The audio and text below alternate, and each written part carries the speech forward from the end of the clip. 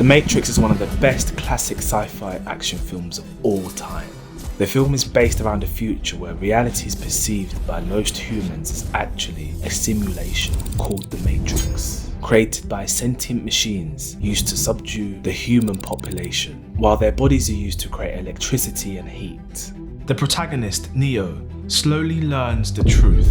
But first, I have a question to ask. You have two options.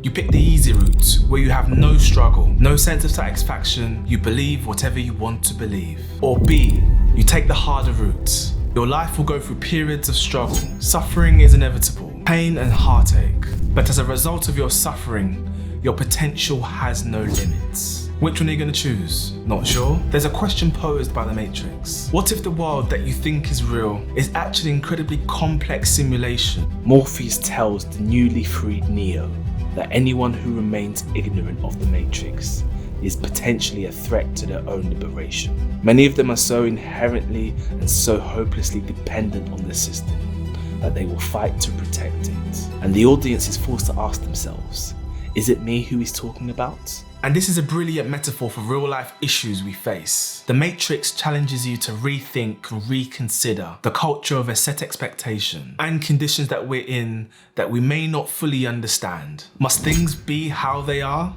The Matrix doesn't only ask these existential questions, it also makes an attempt to answer them. And the audience is forced to ask themselves, have I been lying to myself all this time? They even make a reference to George Orwell's book, 1984. Room 101 is the same room as Neo's. In the book, it is where people would face their worst fears. Every day is torture for him, and whatever he does in life has no meaning or purpose. His dull existence is the same, day in, day out. Sterile, plain in every way. And he knows something is up, and he listens to his intuition. And the weird instructions that he gets from this mystery call telling him to follow the white rabbit. And Neo questions his existence. He no longer wants to live in ignorance and relative comfort. He chooses a path of the unknown, but eventually leads to a greater understanding. And many of us have this little voice in our heads, telling us something isn't quite right. But what do? We silence that voice. And at last I came to that realization that the truth of our reality is that we are rarely in control. I thought I was in control. You follow the herd-like mentality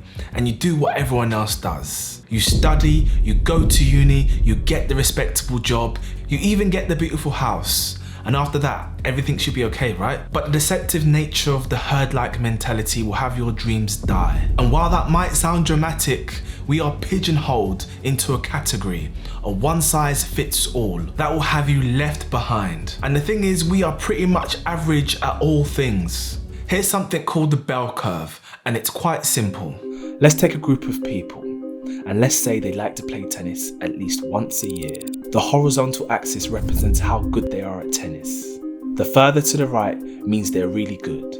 The further to the left means that they are really bad. While the majority fall into the mediocre middle. And this begs the question, is mediocre what you want to be? And it's hard to hear, and it is somewhat true. And as Morpheus says it won't be easy, but it is the truth. And when you're approaching a task or a project or a goal, average is something you know that isn't quite right. But most people don't realize the truth. They settle with it. They settle and they wonder what if for years and years, until the question morphs from what if into what was that, and 5 years just whizzes by in the blink of an eye. So I'll ask you again, do you want the truth? A or B? And after watching Neo's story play out, I realized something. He accepted his struggle. His struggle that was needed in order to transform. It's struggle that is tied to the human condition. Difficulties are just things to overcome. It's a simmering battle of opposing forces. Struggle lurks amongst the anguish of opportunity, and embedded in each person's struggle is purpose, waiting to unfold. Yet many people never make it this far, because as their struggle continues, their pain intensifies, and they quit even while they're ahead. And Neo almost quit his struggle, his quest on becoming the one. His insecurities and his negative thoughts nearly held him back. And I've been there and I've done it to myself so many times. I've wanted to quit. But the reality is that life involves pain. There's no getting away from it.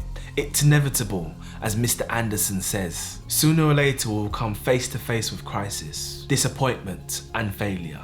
And this means in one form or another, we are all gonna experience pain. So no matter what route that we choose, we need to decide what will be our struggle. What will be your pain that is worth suffering for? Pain and suffering should be treated as the furnace in which we can forge our new self for a clearer purpose. A world designed by machines, the Matrix. A perfect world, an equilibrium of all of life's equations.